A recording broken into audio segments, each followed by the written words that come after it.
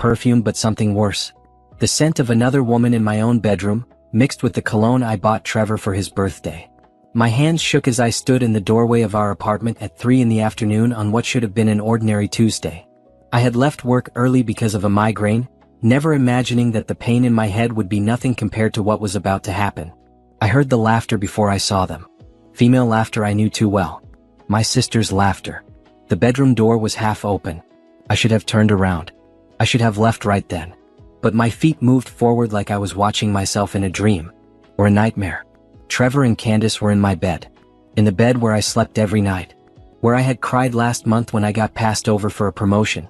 Where Trevor had held me and promised that everything would get better. Where he had made love to me just 3 days ago and whispered that I was his forever. They didn't even notice me at first. Candace was wearing my robe. My blue silk robe that Trevor gave me for Christmas. Her hair was messy and she was smiling at him in a way that made my stomach turn. Trevor was leaning against my headboard like he owned the place. Like this was normal. Like this was okay. You should have seen her face when Mom suggested she lose weight, Candace said, giggling. She actually thought Mom was trying to help her. Trevor laughed. Your sister is so naive. She believes everything everyone tells her. It's almost sad. I know, Candace replied, running her fingers through her hair. But it makes everything easier, doesn't it? She has no idea we've been together for almost a year. A year. A whole year. The room spun. My vision blurred. I must have made a sound because they both turned to look at me.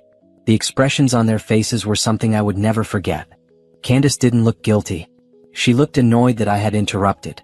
Trevor just looked at me like I was a problem he needed to solve.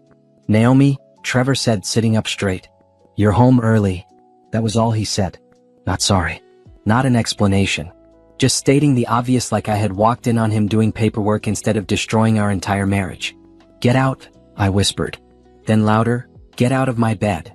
Candace rolled her eyes. Actually rolled her eyes. Oh please. Don't be so dramatic. You're acting like this is some huge tragedy. You're my sister, I said, my voice breaking. You're my sister and you're in my bed with my husband. Technically he's been mine longer than yours, Candace said, standing up and tightening the robe around her waist. My robe. We've been seeing each other since before your wedding. Trevor only married you because Mom and Dad said he should. Because you're the older sister and it looked better. The words hit me like physical blows. I looked at Trevor, praying she was lying. Praying this was some sick joke. But his face told me everything I needed to know. It's true, Trevor said, not even having the decency to look ashamed. We were going to wait until after the wedding to tell you, but then your dad offered to help with the down payment on this place if I went through with it. We needed the money. I couldn't breathe. The walls were closing in. My dad knew. Your whole family knows, Candace said, picking up her phone from the nightstand. My nightstand. Mom, Dad, even Aunt Ruth. Everyone agreed it was better this way. You got a husband, I got the man I actually love, and everyone got to keep up appearances. Win-win. Except for me, I said, tears streaming down my face now. What about me? Architected emotional narrative arc around familial betrayal themes. This is a strong opening hook showing the most unsettling part, the betrayal by husband, sister, and parents. I need to continue building this emotional intensity while keeping the language simple and direct. Let me continue with the rest of chapter 1. Trevor stood up, pulling on his jeans. Honestly, Naomi, you should be thanking us. You got to be married. You got to tell all your coworkers you had a husband. Without me, you'd still be alone. You're not exactly the type of woman men fight over. The cruelty in his voice was something new. Or maybe it had always been there and I had been too blind to see it. Too trusting. Too stupid. I want you out, I said, my voice steadier now. Both of you. Out of my apartment. Trevor laughed. Your apartment? Check the lease, sweetheart. My name is on it too. Actually, my name is first. If anyone is leaving, it's you. Trevor's right, Candace said, examining her nails. You should probably pack a bag. We were going to tell you this weekend anyway, but since you're here now, we might as well get it over with. Trevor and I are moving in together. Here. You need to find somewhere else to live. This is my home, I said, knowing even as I spoke that it didn't matter. The lease was in both our names. I couldn't force him to leave. I pay half the rent. Not anymore, Trevor said, crossing his arms. I'll cover your half. Consider it a parting gift. But you need to be gone by Friday. Pack your stuff and go. It's Tuesday, I said stupidly, like the day of the week mattered. Like anything mattered anymore. Then you better start packing, Candace said, walking past me without even looking at me. Oh, and Mom wants you to call her. She's upset that you're being difficult about this. I stood there in the doorway of my own bedroom, watching my sister walk through my living room like she owned it, watching my husband of 2 years pull on his shirt without a care in the world. And I realized that I had been living a lie. Everything I thought was real had been a performance. A cruel joke that everyone was in on except me. My phone buzzed in my pocket. A text from my mother. Your sister told me you came home. Don't make a scene. Come over tonight so we can discuss this like adults. Bring wine. Not, are you okay? Not, I'm so sorry. Just an order to come over and bring wine. I walked into the bedroom, ignoring Trevor as he tried to say something. I pulled out a suitcase from under the bed and started throwing clothes into it. Toiletries. My important documents from the file cabinet in the closet. My laptop. My grandmother's jewelry box that Candace had always envied. Where are you going? Trevor asked, sounding almost concerned now. Almost. Somewhere you'll never find me, I said, zipping up the suitcase.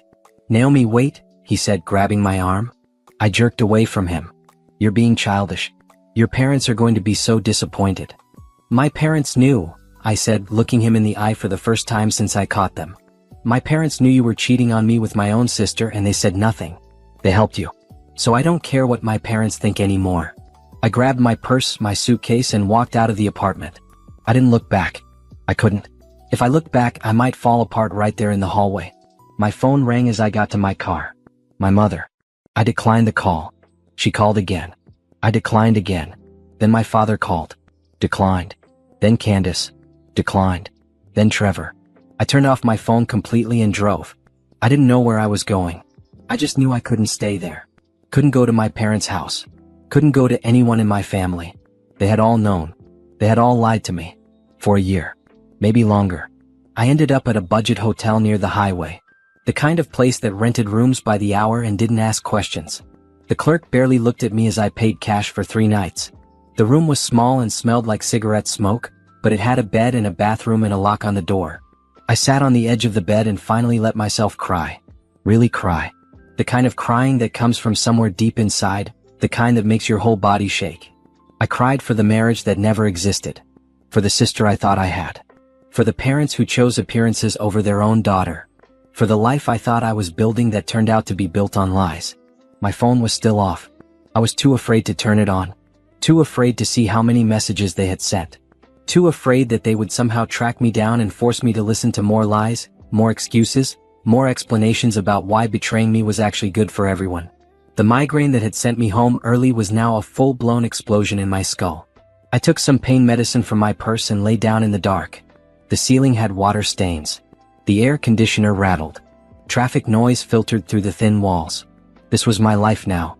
A cheap hotel room with all my belongings in a single suitcase. No husband. No sister. No parents. No home. 30 years old and starting over from less than zero.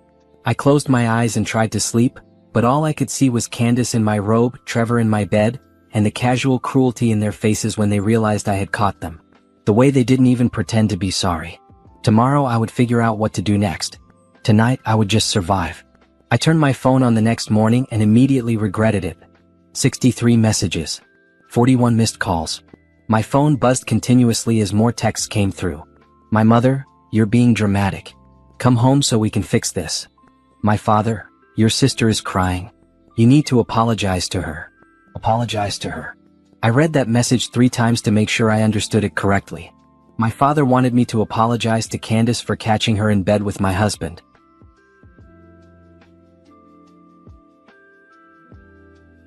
Trevor, you made me look bad in front of your sister.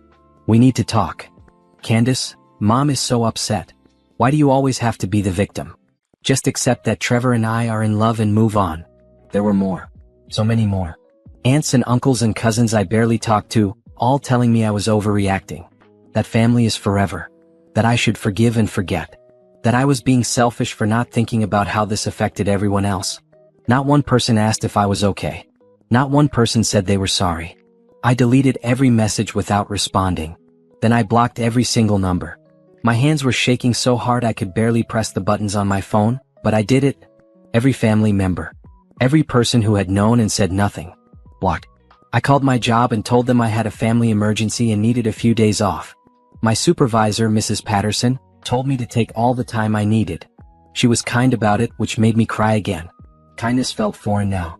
The hotel room felt smaller on the second day. I needed to figure out a plan.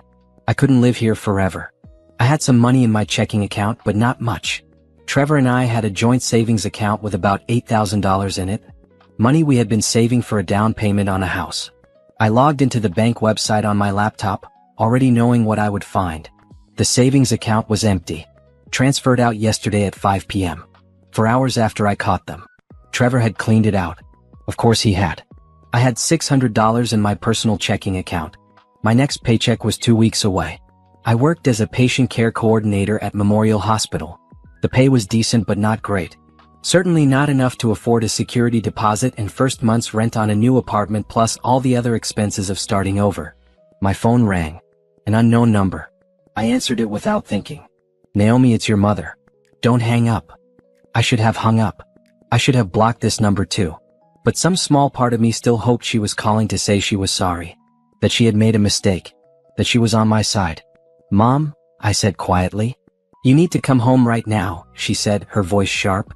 Your father and I are very disappointed in you. Running away like a child. Blocking everyone. Do you know how embarrassing this is for us? Embarrassing for you? I asked, my voice rising. I caught my husband cheating on me with my sister in my own bed and you're worried about being embarrassed? Don't be so dramatic, my mother snapped. It's not like Trevor beat you or something serious. He just fell in love with someone else. These things happen. You're a grown woman. Act like one. He fell in love with my sister, I said, unable to believe we were having this conversation. My own sister. And you knew about it. You all knew. Of course we knew, my mother said like this was obvious. Candace told us months ago. We thought it was better to let you have your little marriage and feel special while Trevor and Candace sorted out their feelings. We were trying to protect you. Protect me? I repeated, laughing without humor. By letting me live a lie? By helping my husband cheat on me? You're twisting everything, my mother said, her voice getting louder. Trevor is a good man. He makes good money. He has a future. Candace loves him. Real love. Not like whatever you two had. We were married, I said, my throat tight. I loved him. I thought he loved me. Well, he doesn't, my mother said bluntly. He loves your sister. And instead of being happy for her, you're making this all about you. Candace finally found someone who makes her happy, and you want to ruin it because you're jealous. I couldn't speak. I literally couldn't form words. Your father and I are very disappointed, my mother continued. We raised you better than this. Family is supposed to support each other, not turn their backs the moment things get difficult. I turned my back? I asked, finding my voice. I'm the one who turned MY back? Yes, my mother said firmly. Candace needs you right now. She's planning a life with Trevor and you're being selfish. The least you could do is sign the divorce papers quickly so they can move forward. Trevor said you took some of your things. You need to bring back anything that belongs to him. Everything I took is mine, I said, my voice cold now. And I'll sign the divorce papers when I'm ready. Tell Trevor to have his lawyer send them to me. You don't even have an address, my mother said, and I could hear the smugness in her voice. Where are you staying? That trashy hotel by the highway? Your Aunt Louise saw your car there. That place rents rooms by the hour, Naomi. What would people think? Of course someone had seen me. Of course they had reported back to my mother. I should have known I couldn't disappear, not in a city where my family knew everyone. I don't care what people think, I said. Well, you should, my mother replied. Because right now, people think you're being a bitter, jealous woman who can't let go. Trevor is telling everyone that you knew about him and Candace and that you agreed to step aside. He's making you look pathetic. He's lying, I said. Maybe, my mother said, her voice softening slightly. But his version sounds better, doesn't it? Come home, Naomi. Apologize to your sister. Let Trevor have the divorce without making it difficult. Then we can all move on and pretend this never happened. No, I said. No, my mother repeated like she couldn't believe I had said it. No, I said again, stronger this time. I'm not coming home. I'm not apologizing to Candace. I'm not making this easy for Trevor. And I'm not pretending that what you all did to me is okay. Then you're not welcome in this family, my mother said coldly. If you can't put family first, then you're not my daughter. The line went dead. I stared at my phone, waiting to feel something. sadness, anger, fear. But all I felt was empty, hollow. Like someone had scooped out everything inside me and left just a shell. My mother had disowned me for refusing to apologize to the people who betrayed me. I laughed. I couldn't help it. The absurdity of it all. The complete insanity of my family expecting me to be grateful that my husband had cheated on me. Expecting me to support my sister's relationship with my husband. Expecting me to just disappear quietly so they could all pretend to be normal. My phone buzzed. A text from Trevor. Your mom told me you're being difficult. Don't make me take you to court. Just sign the papers and give me back my half of everything. You can keep the car since it's in your name. I'm being generous here. Generous? He thought he was being generous by letting me keep the car that I paid for with my own money. I didn't respond. Instead, I opened a new browser window and started searching for apartments. Cheap apartments. Studio apartments. Anything I could afford on my own with $600 in 2 weeks until my next paycheck. Everything was too expensive.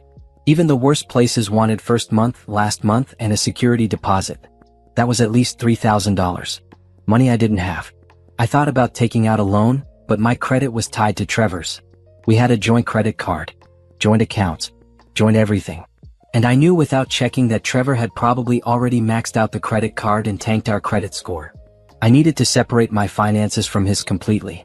I needed my own account, my own credit, my own everything. But that took time. Time I didn't have. My phone rang again. Another unknown number. Hello? I answered cautiously. Naomi, it's Candace. Don't hang up. I hung up. She called back. I let it ring.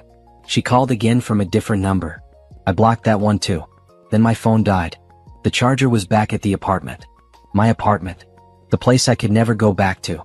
I sat in that hotel room for 3 days, barely eating, barely sleeping, trying to figure out what to do next. I had to check out on Friday morning. I had no plan. No place to go. No one to call. On Friday at 10 a.m., I packed up my suitcase, checked out of the hotel, and drove to the hospital. Not to work, but to sit in the parking lot and think. The hospital felt safe. Familiar. It was the only place that felt like mine anymore. Mrs. Patterson found me there at noon, crying in my car. Oh, honey, she said, knocking on my window. What happened? And for the first time since the entire nightmare started, someone asked if I was okay. Someone showed me kindness without wanting anything in return. I told her everything. About Trevor and Candace. About my parents. About being homeless with nowhere to go. I told her through tears and hiccups and probably not making much sense, but she listened. She didn't judge. She didn't tell me I was overreacting. She just listened. When I finished, she was quiet for a moment. Then she said, I have a spare room. My daughter moved out last year and it's just been sitting empty. You can stay there until you figure things out. No rent. Just help with groceries and keep the place clean. I stared at her. Mrs. Patterson, I can't. Yes, you can, she said firmly. And you will. Nobody should be alone after what you've been through. Come on. Follow me to my house. And just like that, I had a place to stay. A small room with a bed and a dresser and a window that looked out onto a garden. It wasn't much, but it was safe. It was mine, at least for now. Mrs. Patterson made me dinner that night. Real food. She didn't ask questions. She just made sure I ate and showed me where everything was and told me to take as much time as I needed. You're going to be okay, she said before going to bed. It doesn't feel like it now, but you will. You're stronger than you think. I didn't believe her, but I wanted to. The divorce papers arrived 3 weeks after I moved into Mrs. Patterson's spare room. A process server showed up at the hospital during my lunch break and handed me a manila envelope in front of half my coworkers. Trevor was making sure everyone knew. I opened the envelope in my car, my hands shaking. The papers were what I expected. He wanted the apartment, the furniture, and everything we had purchased together. He claimed I had abandoned the marriage and left him. That I had refused to work on our relationship. There was no mention of Candace. No mention of the affair. Just legal words that made it sound like I had walked away from a perfectly good marriage for no reason.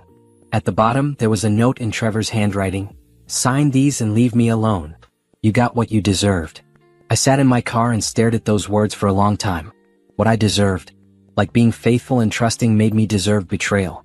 Like loving someone with everything I had made me deserve to be thrown away. I didn't sign them. Not yet. I found a lawyer instead. A young woman named Simone who did free consultations and agreed to take payments. She looked over the papers and shook her head.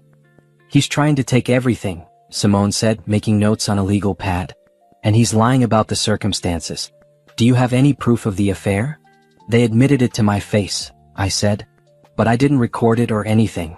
That's okay, Simone said. We can request documentation. Phone records. Credit card statements. If he's been seeing your sister for as long as you say, there will be evidence. My parents know, I said. They'll probably testify for him. Let them, Simone said, her voice hard. Judges don't like families that gang up on one person. And they really don't like cheating spouses who try to gaslight their victims. We can fight this. I don't have much money, I admitted. I know, Simone said. But I'm not doing this for money. I'm doing this because what he did makes me sick. We'll work out a payment plan. First thing we do is file a response. Then we freeze all joint accounts and make sure he can't touch anything else. For the first time in weeks, I felt a small spark of something like hope. Maybe I wasn't completely powerless. Maybe I could fight back. I worked double shifts whenever I could. Morning shift at the hospital, then picking up evening shifts in the emergency department doing admin work. Mrs. Patterson helped by packing me lunches and making sure I ate breakfast before my early shifts. She never asked for rent, but I started buying all the groceries and paying for utilities anyway. It was the least I could do. At night, I took online courses. Business management, accounting, computer skills. Anything that might help me get a better job, make more money, build a real future. I studied until my eyes burned and my head ached, but I didn't stop. I couldn't stop. Stopping meant thinking. Thinking meant remembering. And remembering hurt too much. My phone stayed mostly silent now that I had blocked everyone. But sometimes texts would come through from new numbers. Always my family, always telling me the same things. That I was being stubborn. That Candace and Trevor were happy together. That I needed to move on. That I was ruining everyone's lives by refusing to just disappear. I never responded. I just blocked the new numbers and kept going. 6 weeks after moving in with Mrs. Patterson, I got a promotion at work. Nothing huge, but it came with a pay increase and better hours. My supervisor said I had proven myself reliable and hardworking. She had no idea that work was the only thing keeping me sane. The pay increase was $3 more an hour. It didn't sound like much, but it meant an extra $400 a month. I opened a new bank account at a different bank from the one Trevor and I had used. This account was only in my name. Only I could access it. Every paycheck, I deposited the minimum into my old account to keep it open, and everything else went into the new one. I started saving. Really saving. Every extra dollar went into that account. No eating out. No new clothes. No treats or splurges. Just work, save, repeat. At night, when I wasn't studying, I looked at houses online. Not to buy them, not yet. But to dream. To have a goal. I looked at small houses with gardens. Houses with porches. Houses that could be mine, all mine, with no one able to take them away from me. You thinking about buying a house? Mrs. Patterson asked one evening, seeing me looking at listings on my laptop. Maybe someday, I said. Seems impossible right now. Nothing's impossible, she said, sitting down next to me. My ex-husband left me with nothing 30 years ago. Told me I'd never make it on my own. I was working at a grocery store making minimum wage with 2 kids to feed. But I saved every penny. Took me 5 years, but I bought this house. All by myself. Best feeling in the world. How did you do it? I asked. By not giving up, she said simply. By deciding that my ex was wrong about me. By proving to myself that I was worth more than what he said I was. You'll do it too. I can see it in you. You've got that same fire I had. I wanted to believe her. Some days I almost did. 3 months after I moved in, Trevor called from a new number. I didn't recognize it, so I answered. Naomi, it's me, he said. I should have hung up. But I didn't. What do you want? I asked. I want you to stop playing games, he said, his voice angry. My lawyer said your lawyer is asking for discovery. Phone records, financial records, all kinds of stuff. This was supposed to be simple. You cheated on me with my sister, I said. Nothing about this is simple. That's not what the paperwork says, Trevor replied. The paperwork says we grew apart. That you left. Sign it and let's be done with this. No, I said. No, he repeated. You can't say no. I'm giving you a clean divorce. No alimony, no fights over money. Just sign and go. You emptied our savings account, I said. You took everything. That's not a clean divorce. That's theft. That was my money, Trevor said. I earned most of it anyway. You barely contributed. I contributed half, I said, my voice shaking with anger. Every month. For 2 years. That was my money too. Fine, Trevor said. I'll give you $1,000. That's more than fair. Sign the papers. No, I said again. Why are you being so difficult? He demanded. Candace and I want to move forward with our lives. We want to get married. You're holding everything up. Good, I said and hung up. My hands were shaking, but I felt something I hadn't felt in months. Power. Control. He wanted something from me and I had the ability to say no. I didn't sign the papers. Simone advised against it. Make him sweat, she said. Make him produce those records. Let's see exactly what he's been hiding. The records came back 2 weeks later. Text messages between Trevor and Candace going back 18 months. Credit card charges at hotels. Gifts purchased. Restaurant bills. Everything documented, everything proven. Candace had lied. They hadn't started seeing each other a year ago. It had been longer. Much longer. Trevor had been cheating on me almost from the moment we got married. This changes things, Simone said, reviewing the documents. We can go after the savings account money. We can make him pay for your legal fees. We can make this very expensive for him. I don't want his money, I said. I just want him out of my life. Then let's make sure he has no choice but to leave you alone, Simone said. Sign nothing until we've secured everything you're entitled to. 4 months after the divorce papers were served, we reached a settlement. Trevor would give me $4,000 from the savings account. He would take the apartment and all the furniture. He would pay my legal fees. And we would both walk away with a clean break. It wasn't everything I deserved, but it was something. $4,000. It wasn't much, but added to what I had saved, it gave me options. The divorce was finalized on a Tuesday morning in January. I sat in the courtroom while the judge signed the papers and made it official. Trevor wasn't even there. He had sent his lawyer to represent him. When it was over, I walked out of that courthouse a single woman. Alone but free. No husband. No family. No past holding me back. I went back to work that afternoon and put in my hours. That evening, Mrs. Patterson made my favorite dinner without me asking. She knew what day it was without me having to tell her. How are you feeling? She asked. Free, I said. And I meant it. That night, I updated my savings goal. I had $4,000 from the settlement, plus $3,000 I had saved on my own. $7,000. Not enough for a house yet, but enough to start planning seriously. I calculated how much I could save each month with my new salary. I researched first-time homebuyer programs. I studied mortgage rates and neighborhood pricing. I made spreadsheets and plans and timelines. 18 months. If I kept saving at my current rate and didn't have any major emergencies, I could have enough for a down payment in 18 months. It seemed impossible. But Mrs. Patterson had done it. Other people had done it. Maybe I could too. I worked harder. I took extra shifts. I clipped coupons and shopped sales and made every dollar stretch as far as it could go. I stopped looking at social media completely, not wanting to see pictures of Trevor and Candace or hear about their life together. They didn't exist to me anymore. My coworkers became my friends. Real friends who invited me to dinners and movies and game nights. Who celebrated when I got small promotions and raises. Who loaned me their professional clothes for interviews when I started applying for better positions. 6 months after the divorce, I was offered a position as a patient care manager. Better pay, better hours, better benefits. I took it without hesitation. My savings account grew. Slowly at first, then faster as I got better at budgeting and saving. 10,000, 12,000, 15,000. I started looking at houses seriously. Small houses in quiet neighborhoods. Places I could afford on my own. Places that would be mine with no one able to take them away. 1 year after the divorce, I had $20,000 saved. Enough for a down payment.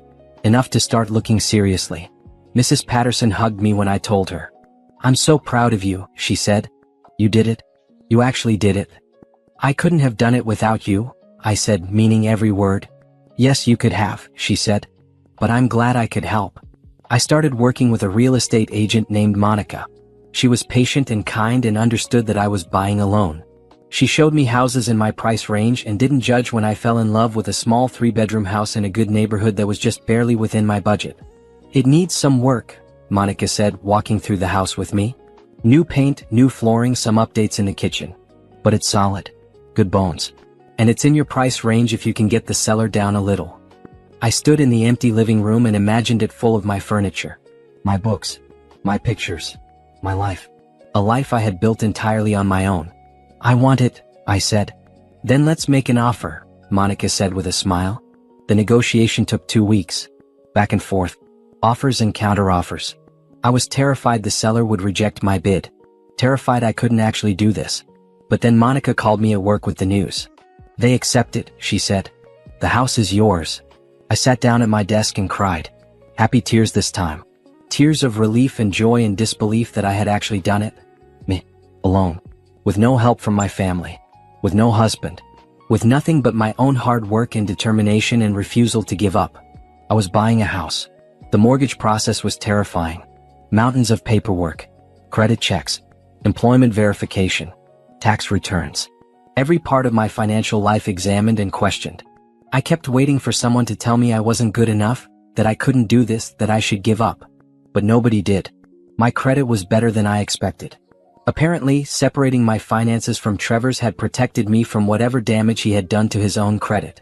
The bank approved my loan without hesitation. 25 years at a fixed rate.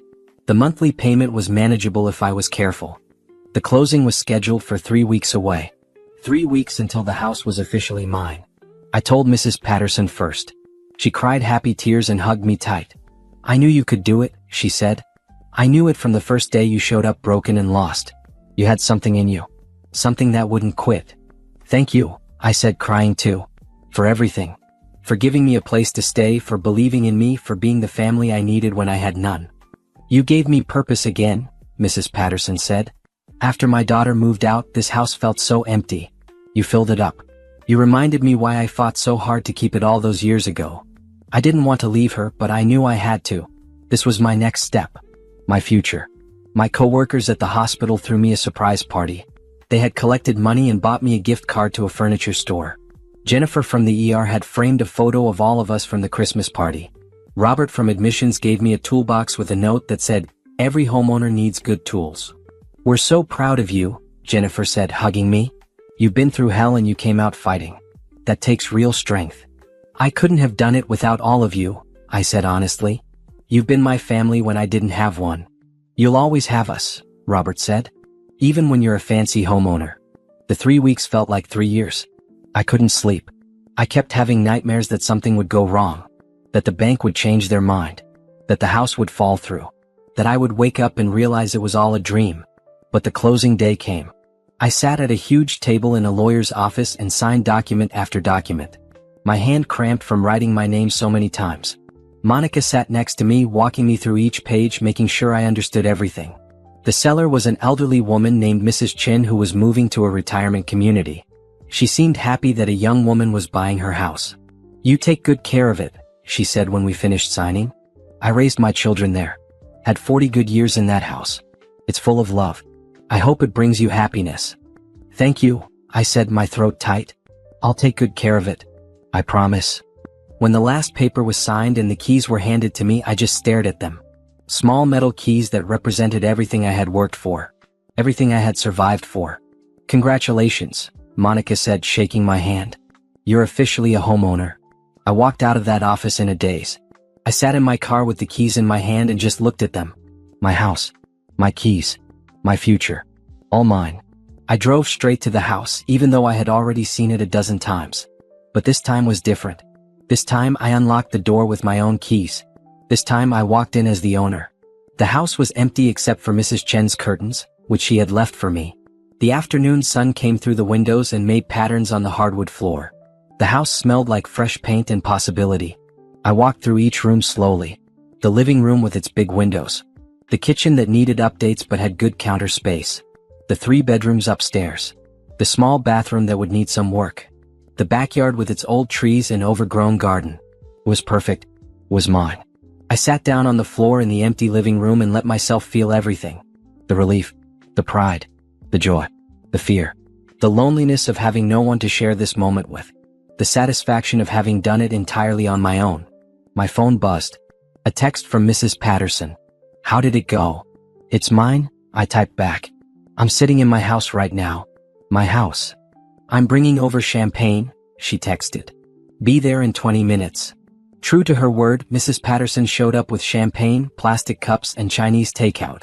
We sat on the living room floor and ate and drank and celebrated. "To new beginnings," Mrs. Patterson said, raising her plastic cup. To new beginnings, I echoed, clinking my cup against hers. You going to tell your family? She asked carefully. I thought about it. Part of me wanted to. Part of me wanted to call my mother and father and Candace and Trevor and tell them all that I had made it without them. That they had been wrong about me. That I was stronger than they thought. But another part of me knew that telling them would just open the door to more drama. More manipulation. More attempts to bring me down or make my success about them somehow. No, I said finally. They don't get to know. This is mine. They don't get to touch it. Good, Mrs. Patterson said firmly. Keep it separate. Keep it safe. They don't deserve to share in your joy. We sat there until the sun set and the house got dark. Then Mrs. Patterson helped me measure the rooms and make a list of what I would need. Furniture, curtains, lamps, kitchen supplies, bathroom supplies. The list was long and overwhelming. One thing at a time, Mrs. Patterson said, seeing my expression. You don't have to do it all at once. Start with the basics. A bed, a couch, a table. The rest will come. She was right. Over the next 2 weeks, I slowly moved in. I bought a used bed frame and mattress. A second-hand couch that was comfortable even though it didn't match anything. A small dining table with 2 chairs. Lamps from discount stores. Curtains on sale. My coworkers helped me move. They showed up on a Saturday morning with trucks and muscle and spent the day helping me carry my few belongings from Mrs. Patterson's house to mine. They helped me assemble furniture and hang curtains and organize my kitchen. This place has good energy, Jennifer said, looking around. I can tell you're going to be happy here. I already am, I said, and meant it. The first night I slept in my own house, I couldn't sleep. Not because I was scared or sad, but because I was too excited. Too amazed that this was real. That I had done this impossible thing. I got up and walked through the house in the dark, touching the walls, looking out the windows, reminding myself that this was real. This was mine.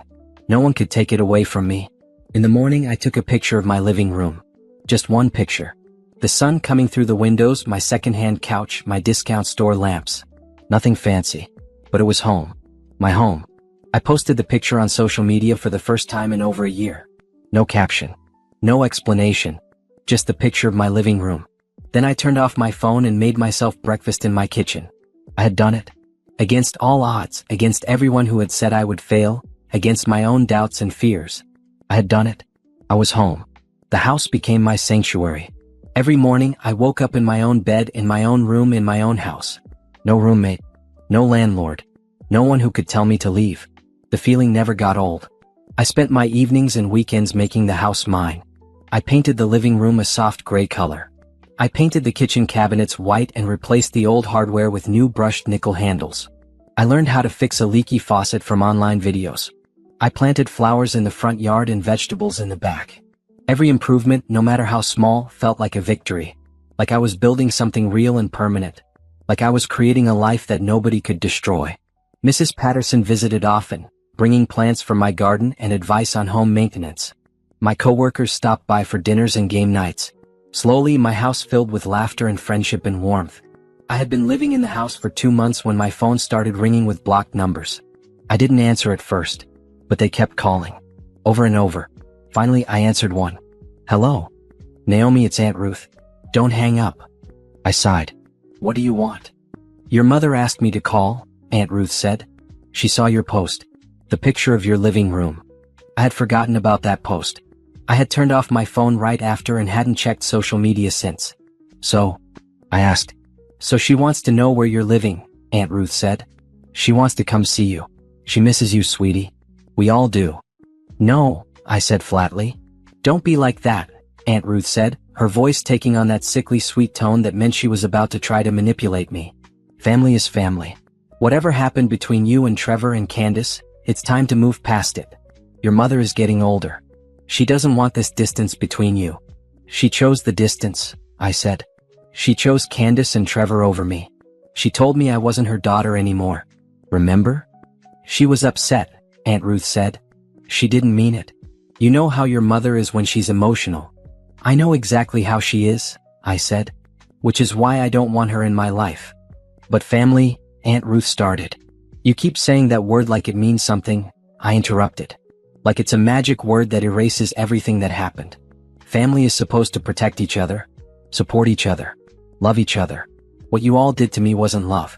It was cruelty. We were trying to help, Aunt Ruth protested. "We thought if we helped Trevor and Candace, then everyone could be happy. We didn't want to hurt you." "Well, you did," I said. "You all did. And now I'm happy without any of you. So please stop calling." "Your mother just wants your address," Aunt Ruth said, her voice hardening now. "She saw that you bought a house. She wants to know where it is." "Why?" I asked suspiciously. "Because she's your mother," Aunt Ruth said, like that explained everything. "Because she wants to see how you're living. Because she's worried about you being all alone." "Tell my mother I'm fine," I said. "Tell her I don't need her concern. And tell her she's not getting my address." "You can't hide forever," Aunt Ruth said. "I'm not hiding," I said. "I'm living my life. Without you. Without her. Without any of you." I hung up. My hands were shaking. I knew I should have just kept my phone off.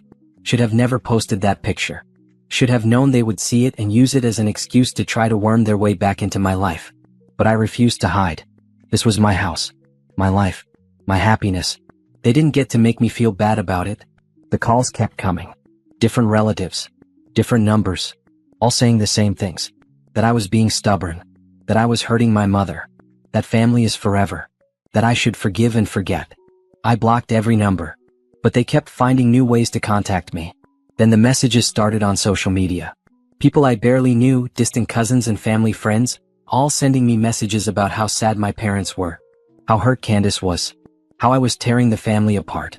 I deleted my social media accounts. All of them. Facebook, Instagram, everything. Gone. If they wanted to find me, they would have to work a lot harder than that. 3 months after buying the house, I came home from work to find my mother sitting on my front porch. My heart dropped into my stomach. "How did you find me?" I asked, not getting out of my car. "Your Aunt Louise drove around looking at new construction in your price range until she found your car," my mother said, standing up. "She's been watching for it every day for 2 weeks." Of course she had. I should have known they wouldn't give up. "You need to leave," I said, finally getting out of my car but staying near the street. "This is a nice house," my mother said, looking at it. "Better than I expected you could afford. How much did it cost?" "None of your business," I said. "I'm your mother," she said. "Everything about you is my business." "No," I said firmly. "It's not. Not anymore. You made it very clear that I'm not your daughter. So now you don't get to know anything about my life." "I came to apologize," my mother said, but her voice didn't sound sorry. It sounded annoyed.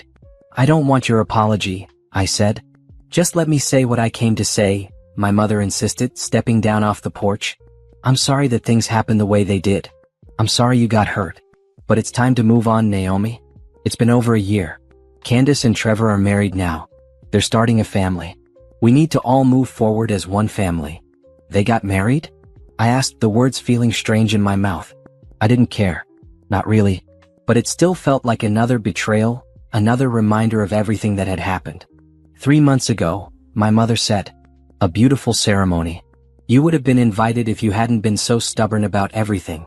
"I'm not stubborn," I said, anger rising in my chest. "I'm standing up for myself. There's a difference." "Candace wants to apologize too," my mother continued like I hadn't spoken. "She feels terrible about everything. She wants to have a relationship with you again." "No," I said flatly. "She's pregnant," my mother said, and there it was. The real reason for this visit. She's 3 months along. She wants her sister there for the birth. She wants her child to know their aunt. I laughed. I couldn't help it. The audacity of it all. Let me get this straight. Candace slept with my husband while we were married. She helped destroy my marriage. She said terrible things to me. She showed no remorse. And now she's pregnant with his baby and she wants me to what? Throw her a baby shower? Buy gifts? Pretend like we're one big happy family? Yes, my mother said simply. That's exactly what we want. That's what family does. Then I guess we're not family, I said. Don't say that, my mother said, her voice sharp. You don't mean that. I mean it, I said. I bought this house by myself. I built this life by myself. I did all of it without any of you. I don't need you. And I don't want you in my life. You can't afford this house on your own, my mother said, looking at it again with narrowed eyes. Who helped you? Who loaned you money? Nobody, I said, pride swelling in my chest despite my anger. I saved every penny myself. I worked double shifts. I lived on nothing. I did it all on my own. My mother's expression changed. She looked almost angry. You're lying. Your salary isn't high enough to save that kind of money. I got promoted, I said. Twice actually. I'm a patient care manager now. I make good money. More than enough to afford this house. You got promoted? My mother repeated like she couldn't believe it. How? By working hard, I said. By showing up every day. By being good at my job. All the things you told me I couldn't do. I never said that, my mother protested. You said I wasn't good enough, I said, the memories flooding back. You said Trevor was lucky to have me because no other man would want me. You said I should be grateful he married me at all. You said I was too plain, too boring, too ordinary to ever amount to anything special. I was trying to motivate you, my mother said weakly. You were tearing me down, I said. Just like you always did. Just like you did to Candace until she became the golden child. Just like you do to everyone to control them. I don't control anyone, my mother said, her voice rising. I'm trying to hold this family together. You're the one breaking it apart. I'm not breaking anything, I said. I'm just not letting you break me anymore. We stood there in my front yard staring at each other. My mother looked older than I remembered. Tired. But still with that hard expression that said she was right and everyone else was wrong. Your father is disappointed in you, she said finally, playing what she thought was her trump card. I don't care, I said honestly. Dad made his choice when he stood by and let Trevor and Candace destroy my marriage. He doesn't get to be disappointed in me when he failed me first. We're still your parents, my mother said. You're the people who gave birth to me, I corrected. But you're not my family. Not anymore. You'll regret this, my mother said, her voice cold now. One day you'll need us and we won't be there. Good, I said. Because I don't need you now and I never will again. My mother stared at me for a long moment. Then she walked to her car without another word. She didn't say goodbye. She didn't ask to see the inside of my house. She just left. I watched her drive away, then went inside my house and locked the door. My hands were shaking. My heart was pounding. But I had done it. I had stood up to her. I had told her no. And the world didn't end. I called Mrs. Patterson and told her everything. She came over immediately with wine and ice cream. I'm so proud of you, she said, hugging me tight. You stood your ground. That takes real courage. I thought I would feel better, I admitted. But I just feel sad. That's normal, Mrs. Patterson said. You're grieving the family you wanted, not the family you had. That's okay. It's part of healing. We sat on my couch and talked until late. About families that hurt instead of help. About building new lives after betrayal. About how sometimes the strongest thing you can do is walk away. They're going to keep trying, Mrs. Patterson warned. Now that they know where you live. Let them try, I said. This is my house. My sanctuary. They're not welcome here. And I meant it. They didn't give up. The next week, Trevor showed up at my workplace. He didn't come inside, but he waited in the parking lot until I got off my shift. I saw him leaning against his car and my stomach dropped. Naomi, he called out as I tried to walk past him to my car. Wait, please. We have nothing to talk about, I said, not stopping. Your mom told me you bought a house, he said, following me. I just wanted to say congratulations. I turned to look at him. He looked the same. Same brown hair, same easy smile, same confident stance. But now when I looked at him, all I saw was the man who had destroyed my life without a second thought. Congratulations. I repeated. You want to congratulate me? Yeah, he said like this was a normal conversation. It's a big deal buying a house. I'm impressed you managed it. Why are you here, Trevor? I asked, unlocking my car. Candace wants to talk to you, he said. She's really hurt that you won't return her calls or messages. Good, I said flatly. Come on, Naomi, Trevor said, and now I could hear the annoyance in his voice. Don't be like this. What happened between us is in the past. Candace is pregnant now. She needs her family. I'm not her family, I said. Not anymore. Yes, you are, Trevor said, stepping closer. I stepped back. She's your sister. Blood is blood. You can't just pretend she doesn't exist. Watch me, I said, getting into my car. You know what your problem is? Trevor said, leaning down to speak through my window before I could close the door. You hold grudges. You can't let things go. That's why you'll always be alone. I'd rather be alone than be with people who treat me like garbage, I said, closing the door in his face and starting my car. He banged on my window, but I drove away. My hands were shaking so hard I had to pull over 2 blocks away to catch my breath. How dare he? How dare he show up at my job and act like he had any right to talk to me? Like he could just appear and I would fall in line and do whatever he wanted. I called security at the hospital and told them about Trevor. They added him to a do not allow list and assured me they would remove him if he showed up again. But Trevor wasn't done. He started calling my coworkers. Jennifer got a call at home. Robert got contacted on LinkedIn. Trevor was telling people that I was keeping him from his child, that I was trying to destroy his marriage to Candace, that I was mentally unstable and spreading lies about him. None of my coworkers believed him. They all knew what had happened. They all supported me. But it was humiliating to know that he was trying to ruin my professional reputation. I called Simone, my lawyer. She sent Trevor a cease and desist letter. He ignored it. Then Candace started showing up at my house. The first time I pretended I wasn't home. The second time I told her through the door to leave. The third time I called the police. I just want to talk to my sister, Candace said to the officers, tears streaming down her face. She was showing now, her pregnant belly visible under her shirt. She won't answer my calls. I don't understand why she's being so cruel. Ma'am, the homeowner has asked you to leave, the officer said patiently. You need to respect that. But she's my sister, Candace said, crying harder now. I'm pregnant. I need her. You should have thought about that before you slept with her husband, I said through the door, unable to stay silent. The officer looked uncomfortable. Ma'am, you need to leave the property, he said to Candace. If you come back, you'll be charged with trespassing. Candace left, but not before leaving a long letter on my doorstep. I threw it away without reading it. My father started calling from different numbers. When I blocked him, he started emailing me at my work email. Long emails about family obligation and forgiveness and how disappointed he was in me. I set up an email filter that sent his messages directly to trash. But the worst came from people I barely knew. Extended family members. Old family friends. People who had been fed lies by my parents and Trevor and Candace. They sent messages saying I was cruel. Heartless. A bad person who was tearing a family apart.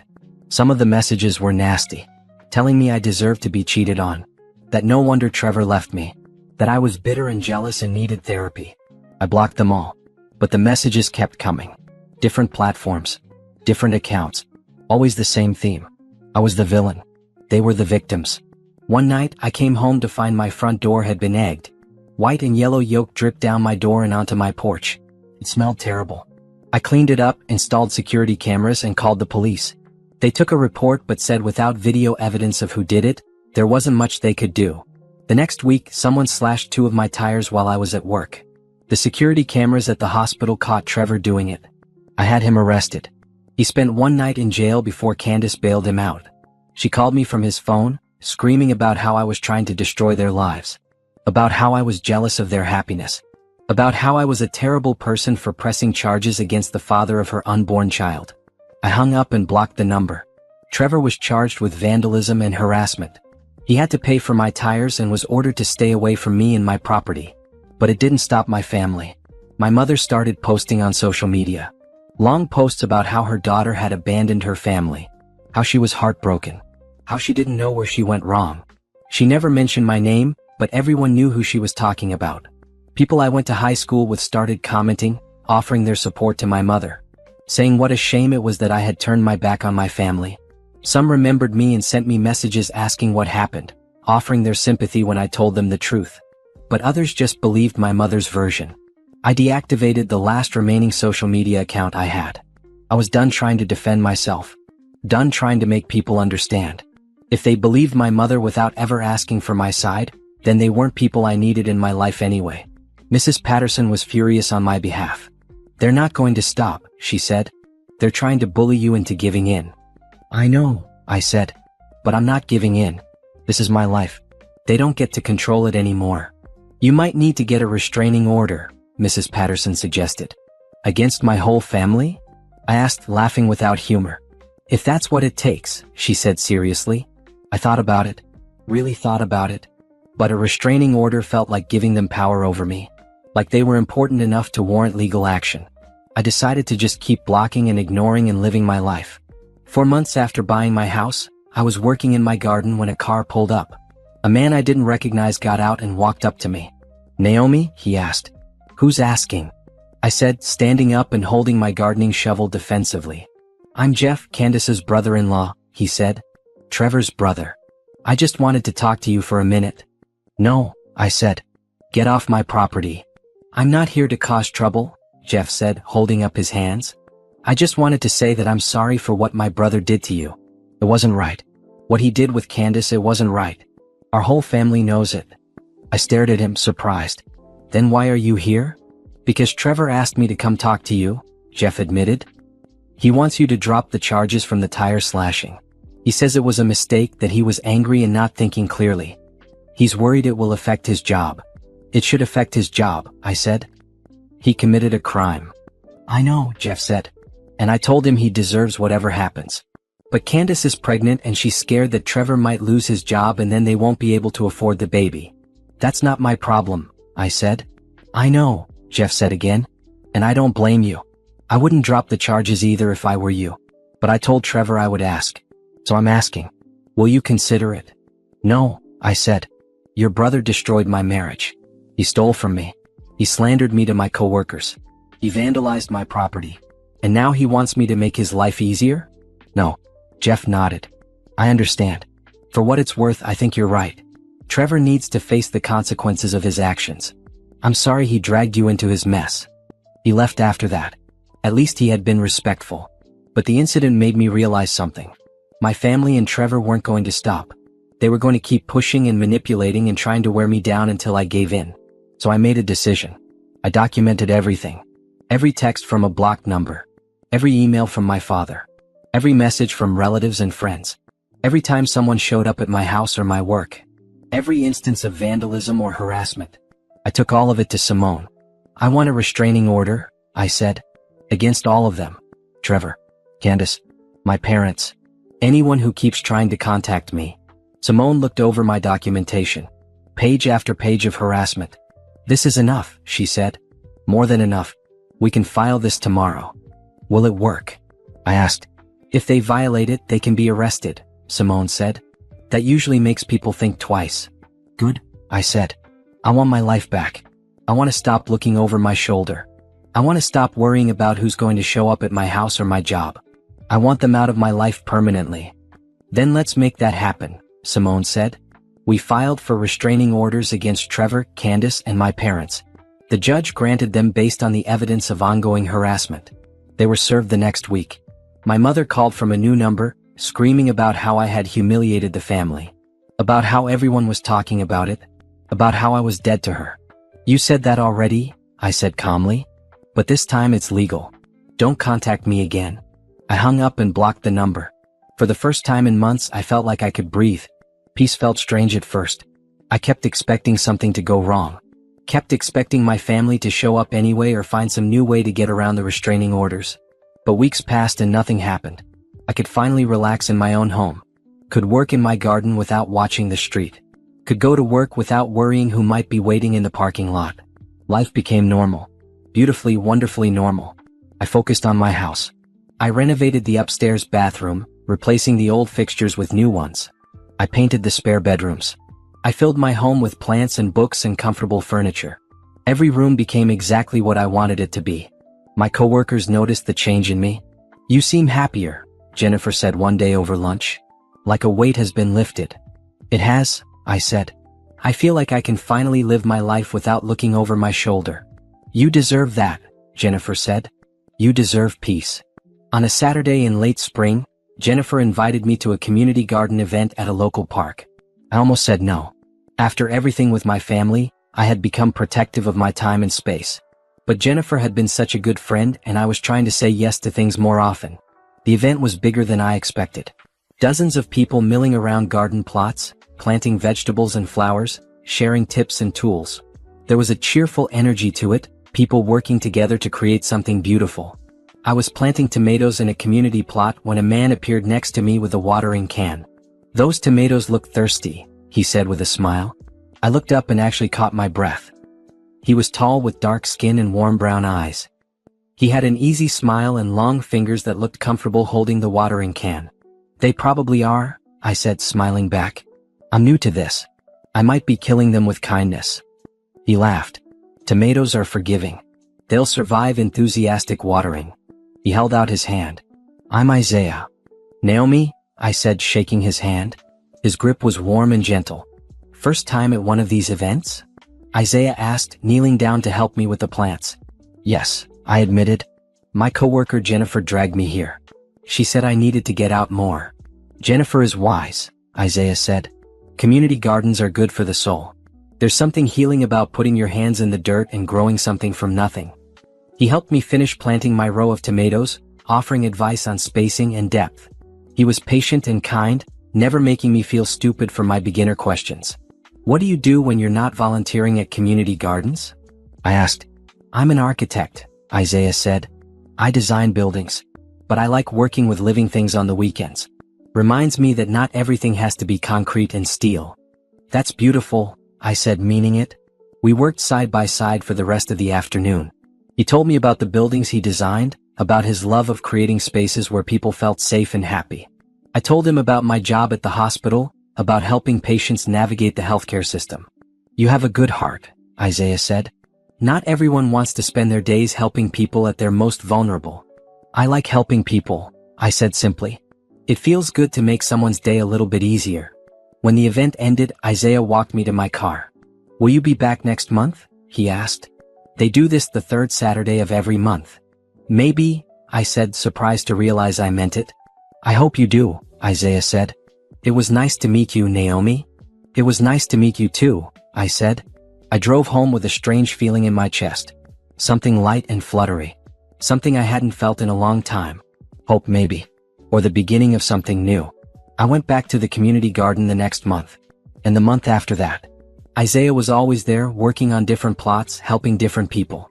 We fell into an easy friendship. He taught me about companion planting and soil composition. I taught him about the different plants I was growing in my own garden at home. Our conversations expanded beyond gardening. We talked about books and movies and places we wanted to travel. He told me about growing up in a big family that still got together for Sunday dinners. I kept my past vague, just saying I was estranged from my family. He didn't push for details. "Family is complicated," Isaiah said one afternoon as we were building a trellis for climbing beans. "Some people are blessed with good ones. Others have to create their own." "I'm creating my own," I said quietly. "That takes courage," Isaiah said, looking at me with those warm brown eyes. "A lot of people stay in toxic situations because they're scared of being alone. You chose yourself. That's brave." Nobody had ever said that to me before. That leaving had been brave. Everyone else had said I was selfish, cruel, unforgiving. But Isaiah saw it differently. He saw strength where others saw weakness. "Thank you," I said, my throat tight with emotion. "For what?" Isaiah asked. "For understanding," I said. 4 months after we first met, Isaiah asked if I wanted to get coffee after the garden event. We went to a small cafe nearby and talked for 3 hours. He told me about his failed engagement 5 years ago, about how his fiancée had left him for his best friend, about how he had to rebuild his life and learn to trust again. "I'm sorry that happened to you," I said. "I'm not," Isaiah said. "Not anymore. It taught me what I didn't want. And it showed me who my real friends were. The ones who stood by me were worth keeping. The ones who disappeared weren't." "That's a healthy way to look at it," I said. "It took time," Isaiah admitted. "For a while I was angry and bitter. But eventually I realized that holding on to anger was just hurting me. She was off living her life and I was stuck in the past. So I let it go." "How?" I asked. "How do you just let go of something that hurt you so much?" "You decide that your future is more important than your past," Isaiah said. "You decide that you deserve better than to carry around all that pain. And then you take it one day at a time."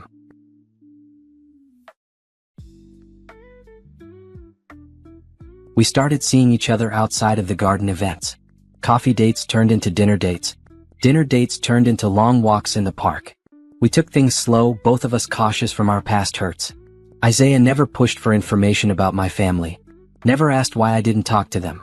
He just accepted that part of my life was closed off and respected that boundary. "Thank you for not asking," I said one evening as we were walking through my neighborhood. "You'll tell me when you're ready," Isaiah said simply. "Or you won't. Either way is fine. Your past is yours to share or not share." "Most people want to know everything," I said. "I'm not most people," Isaiah said with a smile. "I'm interested in who you are now. The past made you who you are, but it doesn't define you." 6 months after we met, Isaiah came over to my house for the first time. I was nervous showing him my space, this sanctuary I had built from nothing.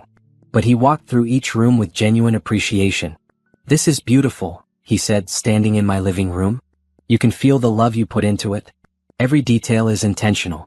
This is a home, not just a house." "Thank you," I said, blushing. "It's my favorite place in the world." "I can see why," Isaiah said. "It's peaceful here. Safe. Like you created your own little paradise." We cooked dinner together in my kitchen. He was handy with a knife and made me laugh with stories about cooking disasters from his bachelor days. We ate on my back porch, watching the sunset and talking about nothing and everything. "I like spending time with you," Isaiah said as the sky turned dark. "I like spending time with you too," I admitted. "Can I be honest with you about something?" Isaiah asked. "Always," I said. "I'm falling for you," Isaiah said, looking at me with those warm brown eyes. "I know we're taking things slow and I respect that. But I wanted you to know. My feelings are real." My heart pounded. Part of me wanted to run. Part of me wanted to protect myself from ever being hurt again. But another part of me, the brave part, wanted to take the risk. "I'm falling for you too," I said quietly. "It scares me. But it's real." "We'll take it at your pace," Isaiah said, reaching across the table to hold my hand. "No pressure. No expectations. Just us figuring this out together." "Okay," I said, squeezing his hand. "Together." That night, after Isaiah left, I sat on my porch and thought about how far I had come. A year and a half ago, I had been broken and alone with nothing but a suitcase and $600. Now I had a house, a career, real friends, and someone who made me feel valued and respected. I had built a life worth living. A life I had created entirely on my own. And now, maybe, I was ready to let someone share it with me. Not because I needed them to complete me, but because I wanted to share my happiness with someone who appreciated it. For the first time in my entire life, I felt whole. I should have known the peace wouldn't last. It was a Sunday afternoon in early fall. Isaiah and I were in my kitchen making soup, laughing about something silly, when there was a loud knock on my front door. I froze. Isaiah noticed immediately. "You okay?" he asked. "I don't know who that could be," I said, moving toward the door cautiously. Through the peephole I saw them. All of them. My mother, my father, Trevor, and Candace. Candace was very pregnant now, her belly huge under her coat. My blood ran cold. "Don't open it," Isaiah said quietly, somehow understanding without being told. But my mother was already yelling through the door. "Naomi, open this door right now. We need to talk to you." "Go away," I called through the door. "You have restraining orders. You're not supposed to be here." "Those restraining orders are ridiculous," my father said. "We're your family. We have a right to talk to you." "No, you don't," I said. "Leave or I'm calling the police." "Just give us 5 minutes," my mother said, her voice taking on that pleading tone that used to make me feel guilty. "Candace is about to have her baby. She wants you there. She needs you." "I don't care," I said, pulling out my phone. "You're really going to call the cops on your own family?" Trevor asked through the door. "That's low even for you." "You slashed my tires," I said. "Don't talk to me about low." "That was a mistake," Trevor said. I was angry. I apologized. "No, you didn't," I said. "You never apologized.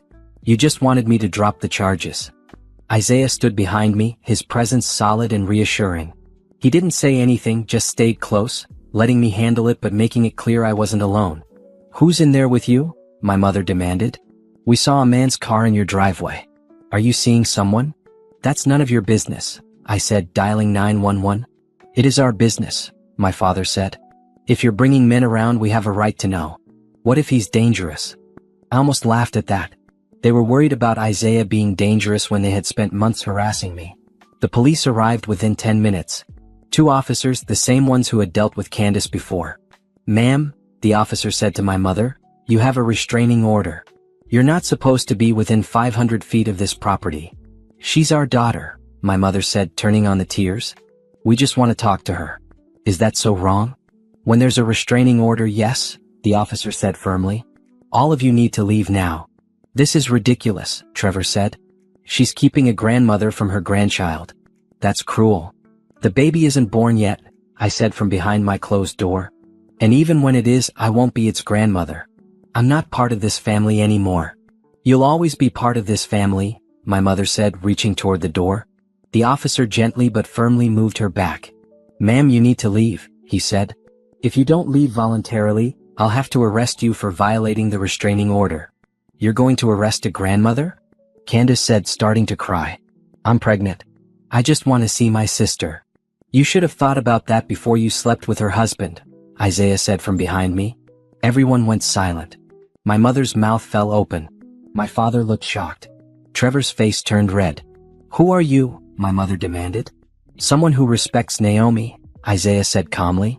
Which is more than any of you have ever done. You don't know anything about us, my father said. I know enough, Isaiah said. I know you all violated a restraining order to come here and harass her. I know you're trying to manipulate her with guilt. And I know she's better off without you. How dare you, my mother started, but the officer interrupted. Everyone needs to leave now, he said, or you'll all be arrested. They left, but not before my mother turned to shout one last thing through the door. This isn't over, Naomi. You can't hide from family forever. After they were gone and the police had taken statements and left, I stood in my living room shaking. I'm sorry, I said to Isaiah. I'm so sorry you had to see that. Don't apologize, Isaiah said, pulling me into a hug. I'm sorry they put you through that. You stood up for me, I said, my voice muffled against his chest. Of course I did, Isaiah said. They were wrong. Everything about what they did was wrong. I started crying then. Not sad tears but angry tears. Frustrated tears. Tears that I had been holding in since they showed up at my door. Why won't they just leave me alone? I asked. Why do they keep trying to force their way back into my life? Because they can't accept that you don't need them anymore, Isaiah said. Because your independence threatens their idea of how things should be. Because controlling you made them feel important, and now you've taken that power away. I just want them to disappear, I said. They will, Isaiah said. Eventually they'll realize you mean it and they'll move on. Or they'll get in legal trouble and have to stop. Either way, they'll leave you alone eventually. How do you know? I asked. Because you're stronger than they are, Isaiah said. And they know it. That's why they're so desperate. We spent the rest of the evening on my couch, not talking much, just being together. Isaiah stayed until late, making sure I was okay before he left. Call me if anything else happens, he said at the door. Anytime. Day or night. Thank you, I said. For everything. For being here. For understanding. Always, Isaiah said, kissing my forehead gently. After he left, I checked all my locks twice. Rechecked the security camera footage. Made sure everything was secure. But I knew it didn't matter. If my family wanted to find a way to get to me, they would. The next day at work, my supervisor called me into her office.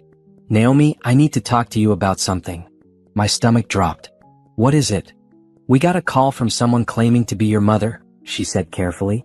She said you're having a mental health crisis and that we should be concerned about your stability. That's not true, I said immediately. My mother and I are estranged. She's been harassing me. I have restraining orders against my family. I know, my supervisor said. I told her that we had no concerns about your performance and that she should not contact this office again. I just wanted you to know it happened. Thank you, I said, relief washing over me. I'm sorry she's bringing this to my workplace. Don't be sorry, my supervisor said. You're not responsible for their behavior.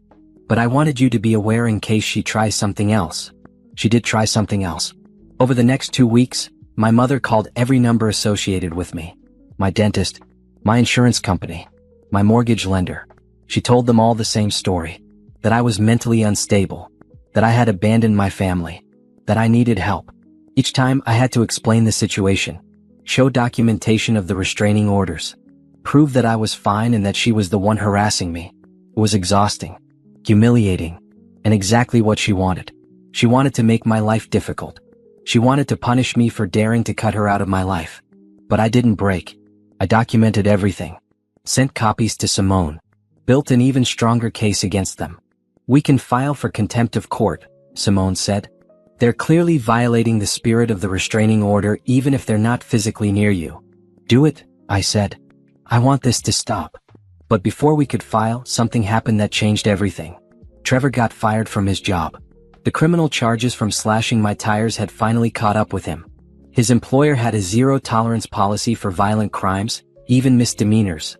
And apparently he and Candace blamed me. The message came through on social media from an account I didn't recognize. The profile picture was blank. The message was from Candace. I hope you're happy. Trevor lost his job because of you. We have a baby coming in 3 weeks and no income. You're destroying our family. I hope you can live with yourself." I stared at the message for a long time. Part of me, the old me, felt guilty. Felt like maybe I should help somehow. But the new me, the stronger me, knew better. I screenshot the message, sent it to Simone, and blocked the account. "This is good evidence," Simone said when I called her. "It shows continued harassment and attempts to blame you for the consequences of his actions. We'll add it to the contempt filing." "They're not going to stop, are they?" I asked. "Not until they face real consequences," Simone said. "But we're building a case that will make it impossible for them to keep this up. Trust the process." 3 days later, my father showed up at the hospital. Not inside, but in the parking lot, waiting by my car. Security escorted him off the property before I even knew he was there.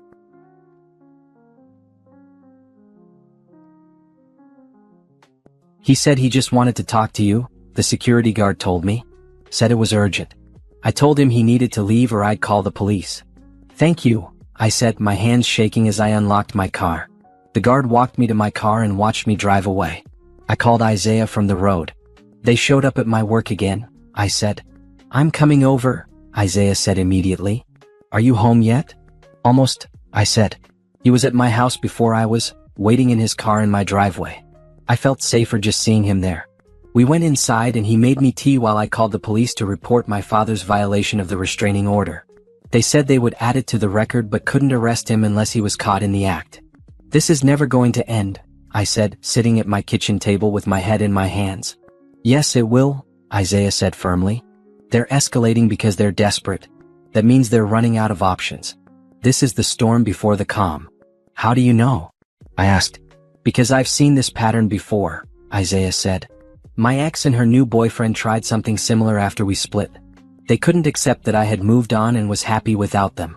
They escalated until they crossed a line and faced real consequences. Then they stopped." "What line did they cross?" I asked. "They showed up at a project site where I was working and caused a scene in front of my clients," Isaiah said. "Threatened my professional reputation. I got a restraining order and pressed charges for harassment. They backed off real quick when they realized I wasn't going to tolerate it. So I just have to keep standing firm," I said. "Exactly," Isaiah said. "You're doing everything right. Don't give them an inch. Don't respond to their messages. Don't engage. Just document and report and let the legal system handle it." That night, Isaiah stayed over for the first time. Not because we were taking that step in our relationship, but because he didn't want me to be alone. He slept on my couch while I slept in my bed, but knowing he was there made me feel safe. In the morning, we had breakfast together in my kitchen. It felt domestic and sweet and normal in a way I hadn't experienced in years. "Thank you for staying," I said. "You don't have to thank me," Isaiah said. "I care about you. I want you to feel safe." "I do," I said. "When you're here, I do." 2 weeks later, Candace had her baby. I found out through a message from an aunt who hadn't gotten the memo about not contacting me. "Your sister had a beautiful baby girl. 7 pounds, 3 ounces. They named her Lillian. Your mother is heartbroken that you're not there to meet your niece." I blocked the number and deleted the message. I felt nothing. No curiosity about the baby. No guilt about not being there. Just nothing. That baby wasn't my niece. Candace wasn't my sister. Not anymore. Isaiah found me staring at my phone. "Everything okay?" "Candace had her baby," I said. "How do you feel about that?" Isaiah asked carefully. "Nothing," I said honestly. "I feel nothing." "Does that make me a bad person?" "No," Isaiah said firmly. "It makes you someone who has established healthy boundaries. You don't owe them your emotional energy just because they share your DNA." "My mother thinks I should care," I said. "Your mother thinks a lot of things that aren't true," Isaiah said. "What matters is what you think, what you feel. And if you feel nothing, that's okay." A week after the baby was born, my mother tried a new tactic. She sent a lawyer letter demanding grandparents' rights. "She doesn't have a case," Simone said when I showed her the letter. "Grandparents' rights are for when a parent is keeping grandparents from children they've had a relationship with. You have no relationship with this child. You've never even met her. This is just intimidation." "It's working," I admitted. "I'm scared." "Don't be," Simone said. "We'll respond with our own letter outlining all the harassment, the restraining orders, everything. No judge is going to grant grandparents' rights to someone who has been stalking and harassing their child." She was right. The lawyer dropped the case after receiving Simone's response. But my family didn't stop. They started showing up at my church. I had started attending a small congregation near my house, finding peace in the community and the quiet Sunday mornings. But after my parents showed up and caused a scene, the pastor had to ask them to leave. "I'm so sorry," I told the pastor afterward. "I didn't mean to bring trouble to the church." "You didn't bring trouble," the pastor said kindly. "They brought trouble. You're welcome here anytime." "They are not." They tried showing up at Isaiah's workplace. But his company had tight security and they were turned away immediately. Isaiah got a restraining order against them after that. "They're making this worse for themselves," Isaiah said. "Every violation, every attempt to get around the orders, it all builds the case against them. I just want them to stop," I said. "They will," Isaiah promised. Soon. He was right again. The contempt of court hearing was scheduled for 3 months after the baby was born. Simone presented all the evidence. The messages. The workplace visits. The attempts to contact me through third parties. The lawyer letter. Everything. The judge was not impressed. "I've seen the pattern here," the judge said, looking at my family over his reading glasses. "This is systematic harassment of the respondent by multiple family members acting in concert. The restraining orders were clear. You violated them repeatedly." "But she's our daughter," my mother started. "She's an adult who has made it clear she does not want contact with you," the judge interrupted. "You don't have a right to force yourself into her life. The restraining orders are extended for another year. If you violate them again, you will face jail time. Do I make myself clear?" "Yes, Your Honor," my father said quietly. My mother said nothing, just glared at me. After the hearing, Simone turned to me with a smile. "That's it. They know now that there are real consequences. They'll stop." "You really think so?" I asked. "I know so," Simone said. "The threat of jail time is real. They won't risk it." She was right. After the hearing, the harassment stopped. No more surprise visits. No more calls from new numbers. No more messages through third parties. Just silence. At first, I didn't trust it. I kept waiting for the other shoe to drop. But days turned into weeks and weeks turned into months and they stayed away. "They finally got the message," Isaiah said one evening as we were cooking dinner in my kitchen. It had become our routine. He came over after work most days and we cooked together, talking about our days and making plans for the weekend. "I think they did," I said, feeling lighter than I had in years. "I think it's really over." "How does that feel?" Isaiah asked. "Free," I said. "Peaceful. Like I can finally breathe without looking over my shoulder." "Good," Isaiah said, kissing my forehead. "That's exactly how you should feel." That night, sitting on my back porch with Isaiah, watching the stars come out, I realized something important. I had won. Not because I had destroyed them or gotten revenge, but because I had refused to let them destroy me. I had built a life they couldn't touch. A home they couldn't enter. A happiness they couldn't steal. And that was the best revenge of all. 1 year after buying my house, I threw a party. Not a big party, just the people who mattered. Mrs. Patterson. My co-workers from the hospital. Monica, my real estate agent. Simone, my lawyer. And Isaiah, of course. I spent days preparing. I cleaned every room until it sparkled. I planted new flowers in the garden. I made food and set up tables in the backyard. I wanted everything to be perfect. "You know they're coming for the company, not the decorations," Isaiah said, helping me hang string lights in the backyard the night before. "I know," I said. "But this matters to me. This house, this life, these people. I want to celebrate it properly. Then we'll make it perfect," Isaiah said with a smile. The party was exactly what I needed. Everyone showed up with food and drinks and stories. Mrs. Patterson brought a cake that said, "Home Sweet Home" in pink frosting. Jennifer and Robert brought a photo album they had made of all our hospital adventures over the past 2 years. Monica brought a bottle of champagne. "To celebrate your investment paying off," Monica said with a wink. "Your house has already increased in value by 15%. "Really?" I asked, surprised. "Really," Monica said. "You picked a good neighborhood at the right time. If you ever decide to sell, you'll make a nice profit." "I'm never selling," I said firmly. "This is my forever home." Simone arrived late, apologizing for being held up at court. She handed me an envelope. "What's this?" I asked. "Open it," Simone said.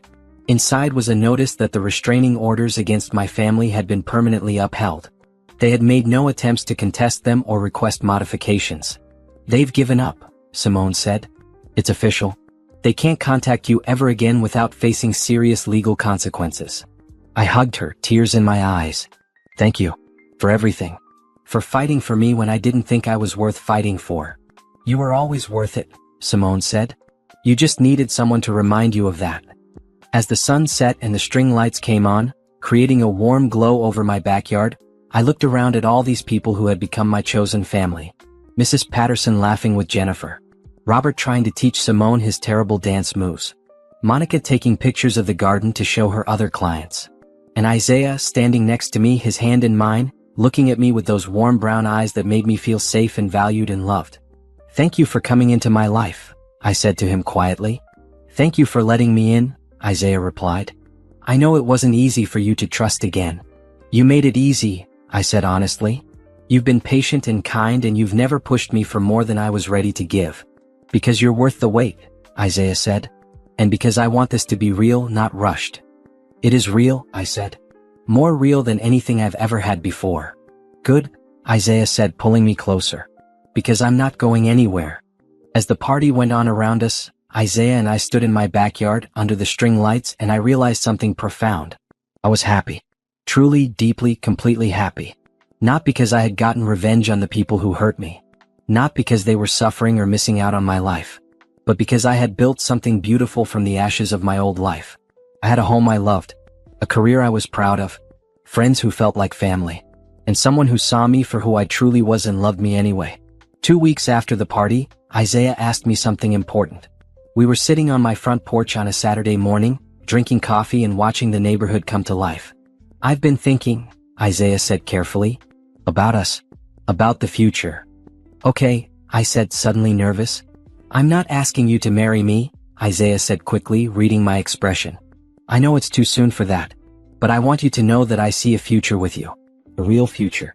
And I want to make sure you see the same thing. I do, I said softly. I see it too. Good, Isaiah said, relaxing. Because I'm falling more in love with you every day, and I wanted to make sure I wasn't alone in that. You're not alone, I said, reaching for his hand. I love you too. It was the first time either of us had said those words. They hung in the air between us, precious and important. I love you, Isaiah said again, like he was testing how it felt. I really love you. I really love you too, I said, laughing at how nervous we both were. We sat there on my porch, holding hands and smiling like fools, and I felt complete in a way I never had before.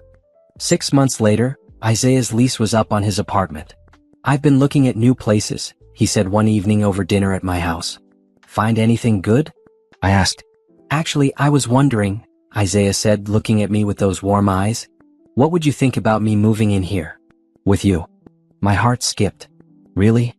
Really? Isaiah said. If you're not ready, that's okay. But I hate leaving here every night. I want to wake up next to you. I want to build a life with you. In this house that you love so much. Yes, I said without hesitation. Yes, I want that too. Isaiah moved in a month later. It was strange at first, sharing my space that had been just mine for so long. But it was also wonderful. Having someone to cook with every night. Someone to share morning coffee with. Someone to work in the garden with on weekends. He brought his own touches to the house. His books on the shelves. His plants in the window. His blueprints spread across the dining table when he was working on a project. The house felt fuller. Happier. Like it had been waiting for him all along. One morning, 6 months after Isaiah moved in, I woke up to find him already in the kitchen making breakfast. The smell of coffee and bacon filled the house. Sunlight streamed through the windows. I could hear birds singing in the garden. I stood in the doorway of my kitchen, watching the man I loved cooking in my house, our house, and felt overwhelming gratitude. Gratitude for Mrs. Patterson who gave me a place to stay. Gratitude for my coworkers who became my family. Gratitude for Simone who fought for me. Gratitude for the courage I found to leave a toxic situation. Gratitude for this house that gave me stability and peace. Gratitude for Isaiah who loved me without trying to fix me. You okay? Isaiah asked, noticing me standing there. I'm perfect, I said honestly. I'm exactly where I'm supposed to be. Come eat, Isaiah said with a smile. I made your favorite. As I sat down at my kitchen table in my house with the man I loved, I thought about how far I had come. From that awful day when I discovered the betrayal to this beautiful morning full of peace and love. My family had tried to destroy me. They had tried to make me believe I was nothing without them. They had tried to take everything from me, but they had failed. I had built a life so full of love and joy and purpose that they couldn't touch it. I had proved them wrong in the best way possible, by being happy without them. And that, I realized, was the sweetest revenge of all. Not hurting them, but building a life so beautiful they couldn't ruin it. Not getting even, but getting better. Not looking back, but moving forward into a future I had created with my own hands. I bought my own house after everyone betrayed me. And now, sitting in that house with my chosen family and the man I loved, I had everything I ever needed. I was home.